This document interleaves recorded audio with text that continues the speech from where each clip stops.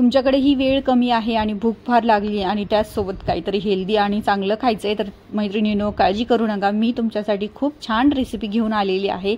तर मी इथे घेतलेला आहे अर्धी वाटी रवा आणि 1 वाटी त्याच वाटीने सेम गव्हाचं पीठ घेतले, 3 ते 4 चमचे दही घेतले। हे चांगलं मिक्स करायचं आहे आपल्याला, एकदम मस्त असं त्याचं फ्लफी बॅटर बनलं पाहिजे। आता मी कुठेही सोडा वगैरे काही वापरणार नाहीये, त्यामुळे याला छान हाताने असं गरगर गरगर फिरून घ्यायचंय।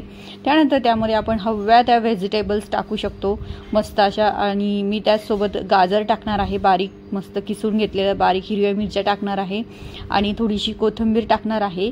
आता ही मुलांसाठी पण इतकी सुटेबल रेसिपी आहे, इतकं छान असं पटकन काहीतरी बनवून मुलांना हेल्दी डब्यासाठी पण आजकाल मुलांचे सकाळी स्कूलमध्ये जाण्याची खूप धावपळ असते, तर त्यामुळे ह्या धावपळीत ही रेसिपी खूप छान आहे आणि त्याचसोबत ती तितकीच हेल्दी पण आहे। त्यानंतर मी सगळं बारीक कांदा वगैरे कट करून टाकलेला आहे त्यामध्ये, आणि नंतर थोडीशी कढीपत्त्याची पाने आपल्याला असे चुरगळून टाकायचे आहेत। आणि त्याचसोबत मी त्यानंतर त्यामध्ये टाकलेला आहे आलं लसूण पेस्ट।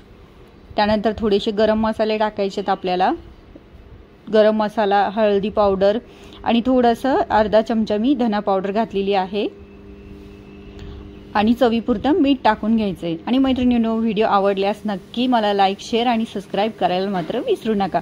असेच नवनवीन रेसिपी आणि व्हिडिओ बघण्यासाठी माझ्या चॅनलला सबस्क्राइब करायला मात्र विसरू नका।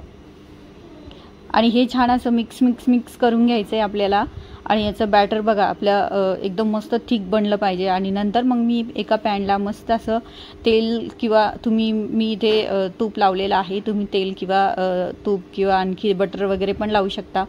मस्त असे थापून घेतलेले आहेत आणि झटपट आपली दही थालीपीठाची रेसिपी अगदी तयार आहे। आणि इतके मस्त गोल्डन ब्राऊन होईपर्यंत दोन्ही बाजूनी आपल्याला शेकून घ्यायचे।